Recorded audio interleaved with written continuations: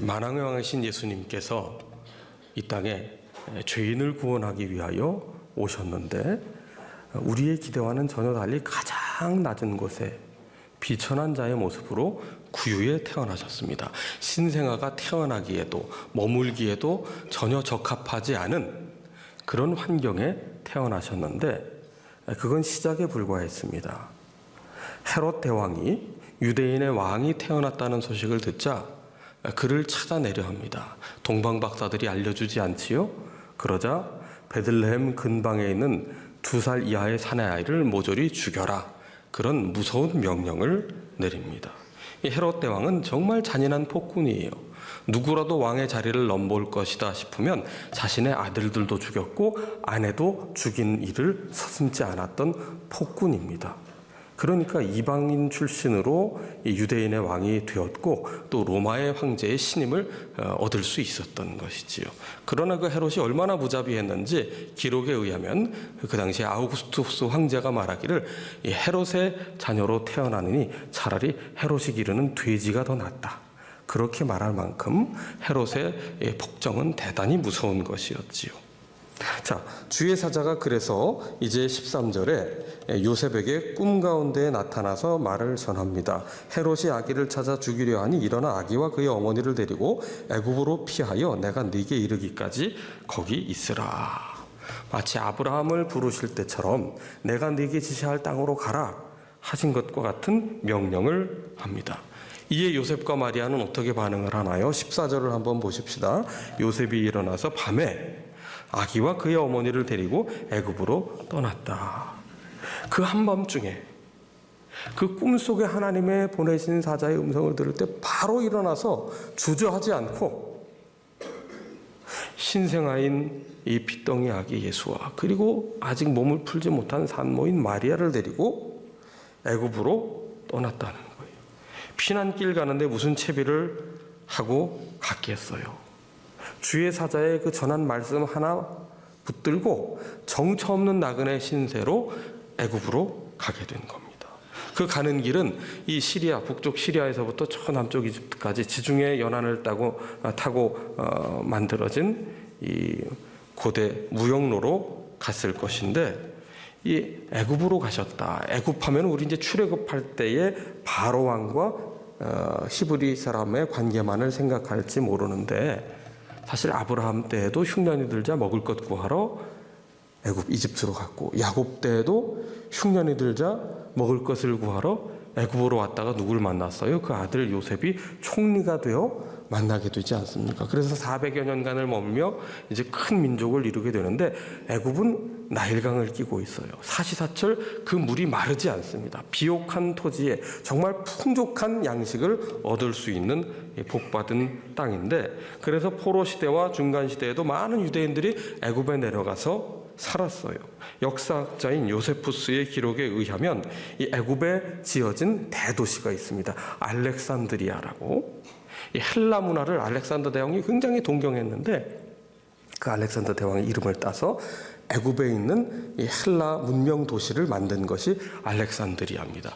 거기에 무려 5분의 1의 인구가 유대인이었다. 100만 명 정도가 유대인들이 거기에서 살고 있었다고 그렇게 기록하고 있습니다. 그리고 이 알렉산드리아 지역에 살면서 헬라 문화에 적응한 유대인들을 위해서 히브리어 성경을 헬라어 성경으로 번역을 해서 그렇게 읽도록 할 만큼 이 애굽에 살고 있는 유대인들의 영향력이 꽤 컸다는 거지요. 자, 예수님께서는 그렇게 이제 애굽으로 피난을 가시게 됐는데 이 올드 카이로 지역 그곳에 가면 예수 마을 유적지가 있습니다. 거기에 아부사르가 교회가 있는데 이 아부사르가 교회는 아기 예수 피난 교회로 되어 있습니다. 예수님께서 피난처로 삼았던 동굴로 추정되는 곳 위에 4세기경에 지어진 교회고 11세기에 복원이 된 교회인데 바로 그 지역에서 헤롯 대왕이 죽을 때까지 이집트에서 예수님은 어린 시절을 보내야 했던 것이죠. 호세아를 통해 하신 구약의 말씀이 성취된 것인데 자, 이집트에 그럼 교회가 세워졌다. 이집트에 언제 복음이 전해졌을까요? 예수님의 제자 중에 마가가 복음을 전했어요. 부활하신 예수님을 증거 했습니다. 그래서 그곳에 교회가 세워졌고 이집트의 그리스도인들을 콥틱 기독교인이라고 그렇게 부르는데 현재도 이집트 전체 인구의 10%가량 1,000만 명 정도가 기독교인이에요. 나머지 90%는 무슬림이고. 그런데 아시는 것처럼 이 아주 강경한 무슬림 정권이 들어서면서 이집트에 있는 그리스도인들의 박해가 아주 말로 할 수 없어요. 로마 시대의 박해 저리 가라 할 정도로 모진 박해를 당하고 있는데 이 콥틱 기독교인들이 모여 사는 대표적인 지역이 카이로 인근의 쓰레기 마을이라는 곳입니다. 정말 비참하게 살고 있는데 거기에 모카탐 동굴교회라는 게 있어요.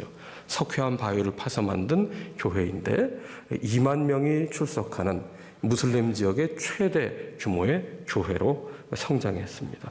지금 이집트에는 2개의 합법적인 종교만 있지요. 하나는 다수인 무슬림, 하나는 10%밖에 안 되는 소수인 기독교. 그리고 각 사람의 신분증에는 반드시 그 종교가 표시가 되어야 합니다. 그럼에도 불구하고 인구의 10%가량인 1,000만 명이 예수님의 이름을 부르고 있다. 놀라운 일이죠. 이게 어떻게 가능할까요? 첫 번째는 그들의 손에 들려진 그들의 모국어로 쓰여진 콥티거 성경이 있다는 거예요. 말씀이 그 손에 붙들려 있기 때문에 주후 270년경부터 자신들의 말인 콥티거로 번역된 성경을 삶의 원리로 붙들고 살고 있다는 거고요. 또 하나는요, 이 콥틱 기독교인들, 이집트에 있는 기독교인들만의 특징인데 손목에 십자가 모양의 문신을 새기고 다닙니다. 이 콥틱 기독교인 가정에서 아기가 태어나면 3가지 의례를 반드시 치르게 되어 있어요. 첫 번째는 유아 세례입니다. 그래서 어려서부터 이 아이를 하나님의 자녀로 잘 키우겠습니다라고 부모가 믿음으로 서약을 하는 거예요. 두 번째는 아이가 태어나면 콥틱식의 이름을 지어요. 그러니까 누가 들어도 얘는 무슬림이 아니고 예수 믿는 사람이라는 것을 그 이집트 내에 사회생활하면서 다 알려질 수밖에 없는 거예요. 그럼에도 콥틱 이름을 짓습니다. 세 번째, 이 콥틱 기독교인 가문에서 태어난 아이들은 반드시 콥틱 문신을 손목에 십자가 모양으로 새기게 되어 있어요. 태어난 자녀의 오른손 손목 안쪽에 십자가 문신을 새겨 넣습니다. 자, 예수를 믿는다는 사실이 드러나면 그 사회에서 굉장히 불리해집니다. 핍박을 받아요. 고난을 당합니다. 멸시와 천대를 받는 것이 너무나도 당연한 일인데 그럼에도 이 콥틱 기독교인들은 그들이 지금까지 살아온 1000년 넘게 살아온 그 믿음의 삶의 고단한 여정을 전혀 부끄러워하지 않는다는 거예요. 그것을 슬퍼하지도 않고 감추려 하지도 않는다는 겁니다. 그들의 믿음을 결코 숨기려 하지 않는다는 거예요. 그렇기 때문에 이 콥틱 기독교인들이 박해 속에서도 믿음을 계속해서 견고히 지킬 수 있었던 것이고 그 믿음의 흔적이 사라지지 않고 남아있게 된 거예요. 오히려 자녀들이 그 믿음에서 떠날까봐 평생토록 그 증표를 마음과 몸에 새겨놓는 거예요. 너는 잊지 말아라. 너는 십자가가 새겨진 예수 그리스도를 섬기는 하나님의 자녀다.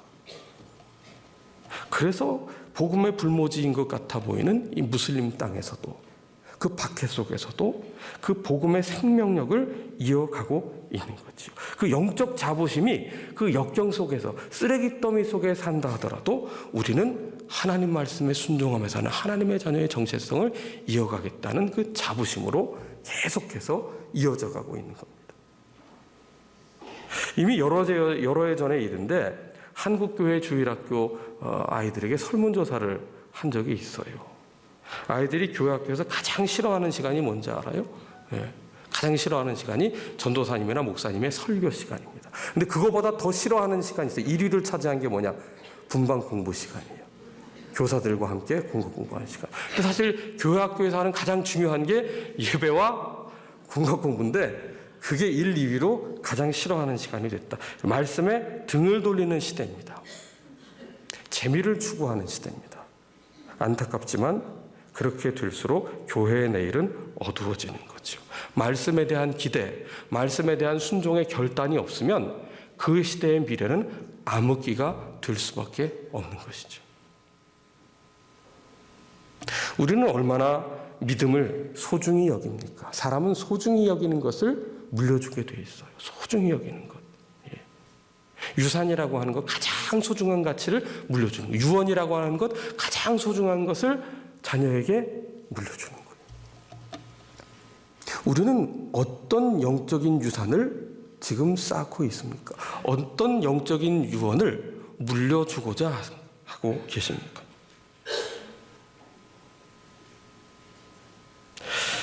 예수님께서 이집트에 몸을 담으셨던, 마가가 복음을 전했던 그 이집트의 그 무슬림 지역에 복음의 자부심 하나를 가지고 박해 속에서도 믿음을 지키고 있는 이들의 그 순전한 믿음을 이 박해가 없는 시대에, 세속적 인본주의가 하나님의 자리를 꿰차고 있는 이 시대에 우리는 다시 한번 우리 마음의 허리를 동이고 다시 살펴볼 필요가 있습니다.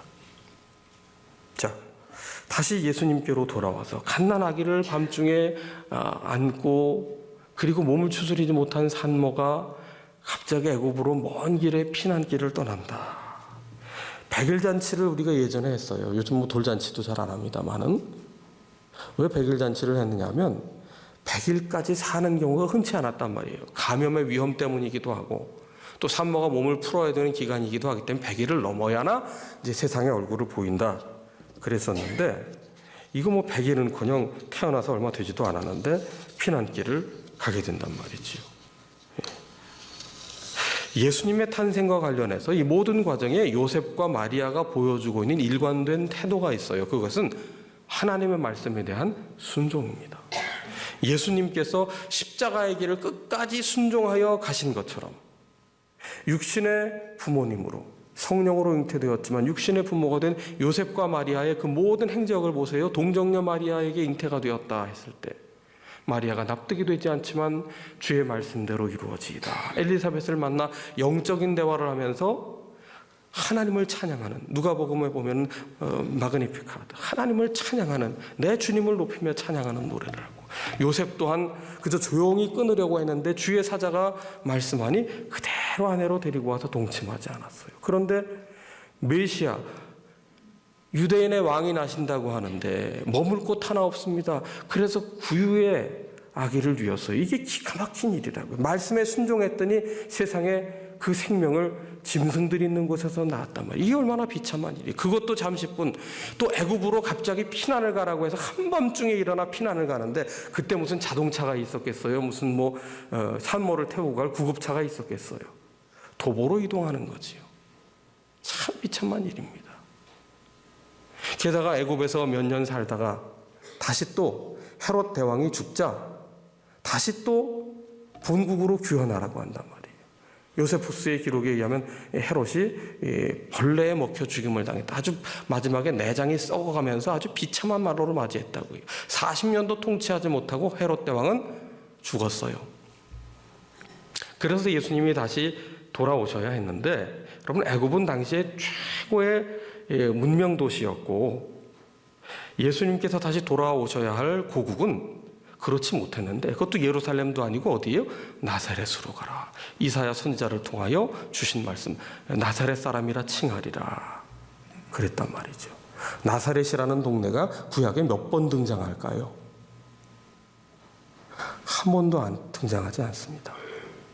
예수님에 대한 예언 외에는 한 번도 등장하지 않아요. 그 얘기는 뭐예요? 나사렛이라는 동네, 갈릴리 지방에 예수님께서 자라셨고 사역의 중심지가 됐던 이 나사렛이라는 동네는 구약에서 유대인들조차 전혀 집중하지 않고 전혀 관심을 갖지 못했던 아무런 의미가 없는 곳이었다는 거예요.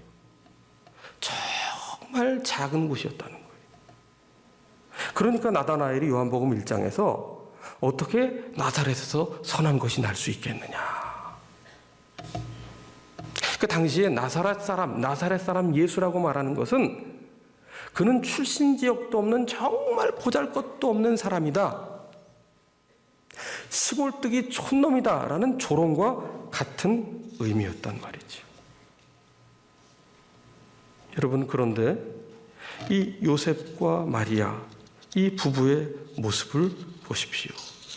점점 더 나빠지는 상황이에요. 애굽에서 나사렛으로 가라 하는 것은요, 굉장히 힘든 일입니다.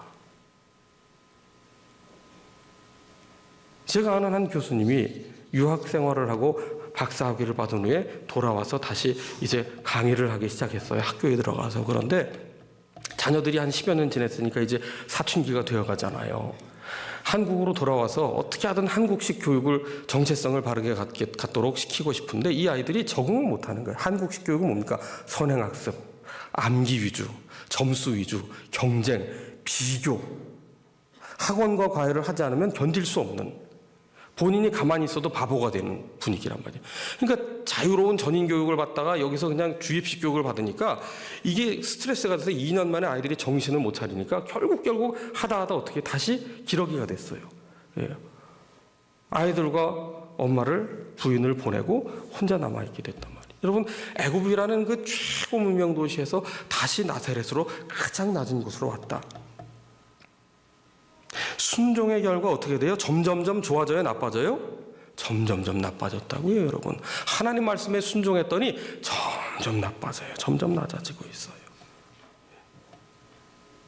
여러분, 순종이 뭘까요? 순종은요, 내 생각으로 동의할 수 있는 것, 납득이 가능한 것, 그 일을 행하는 것이 순종이 아닙니다. 나와 생각이 다르고 상황에도 맞지 않지만 그럼에도 하나님의 말씀의 권위를 인정하여 그 말씀을 따르기로 결단하는 게 순종이라고요. 내가 이해가 가능하고 충분히 합의할 수 있다고 여겨지는 것만 하는 것을 뭐라고요? 불순종이라고 얘기하는 겁니다. 요나를 보세요. 자기가 판단했을 때 이거 아수르의 수도 니느웨, 우리 민족을 압제한 그 나라의 수도에 가서 복음을 전하고 그들을 회개케 해서 구원케 하는 건 이거 말이 안 되는 거거든요. 그래서 그 니느웨를 안 가기로 결단했다고요. 이게 합리성인데요. 이게 다른 말로 하면 뭐예요? 불순종이라고요. 불순종. 예. 그래서 순종이 제사보다 낫다고 하는 거예요. 여러분, 제사는 뭘 뜻합니까? 종교 행위를 뜻하잖아요. 종교 행위로 너를 치장하지 말라는 거예요. 종교 행위를 자랑거리로 삼지 말라는 거예요. 종교 행위를 하면 할수록 무엇에 빠집니까? 나는 의롭다, 나는 거룩하다는 그 차별의식에 자꾸 빠지는 거예요. 착각을 하는 거예요. 나는 저 죄인들과 다니, 나는 금식도 했고 구제도 했고 11조도 했고 기도도 했습니다. 자신을 높이는 거예요. 이런 종교 행위를 함으로써 자랑거리 삼지 말라는 겁니다. 여러분, 종교 행위에 힘쓸 때 나타나는 현상이 뭡니까? 자아가 강해져요. 자아가 강해지면 자신이 왕노릇을 하게 됩니다. 하나님이 개입할 여지가 점점 줄어드는 거예요. 그러니까 종교 생활을 하면 할수록 말씀에 순종해야 하는데, 자아가 죽고 하나님이 왕이 되셔야 되는데, 이 순종하는 삶을 훈련하지 않으면요, 우리가 어떻게 되느냐 하면 종교 생활을 하면 할수록 점점 내가 왕이 돼서 불순종의 자녀가 되게 된다. 순종이 제사보다 낫다. 종교 행위로 가면을 쓰지 말고, 종교 행위로 자랑거리 삼지 말고 오직 하나님 말씀에 순종하라는 거예요. 그러니까 순종이 제사보다 훨씬 어렵다는 겁니다. 제사의 본질이 순종인데 정말 순종하는 게 쉽지 않다는 거예요. 그런데 예수님께서 십자가를 지시까지 순종하셨듯 육신의 아버지와 어머니인 요셉과 마리아는 그렇게 순종의 본을 보이심으로 왕이신 메시아, 그분께서 이 땅에서 사역하실 수 있는 길을 열어드린 것이죠.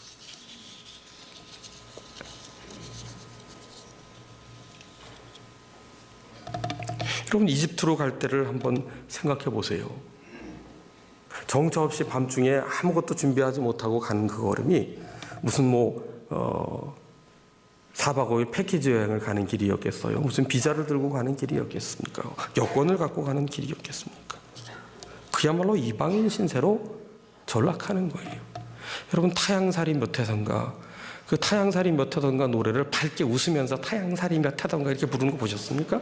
그건 구슬피 아주 눈물이 나올 정도의 감정을 이입해서 불러야 타향살이 몇 해선가 이렇게 불러야 되는 거예요.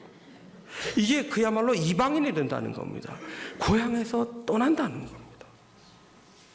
그런데 13절에 다시 보면 내가 네게 이르기까지 거기 있으라. 언제까지 있어야 될 줄 모르는 고생길이, 막막한 길입니다.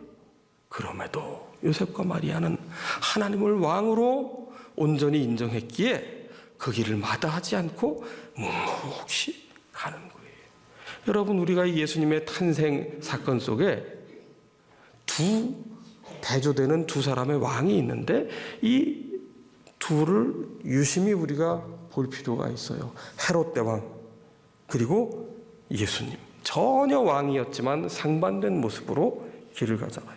헤롯 대왕은요, 이방인 출신이었기 때문에 유대인의 환심을 사야 했어요. 그래서 그가 했던 가장 큰 치적이 뭐냐면 성전을 재건하는 일이었습니다. 솔로몬의 성전, 그리고 수룹바벨이 와서 재건한 성전, 그리고 이 헤롯 대왕이 세운 성전인데 가장 화려하고 가장 웅장하고 가장 큰 성전은 무슨 성전? 헤롯 대왕의 성전. 그런데 추후 60년 조금 지나서 예수님 말씀대로 다 무너지고 말지 않습니다.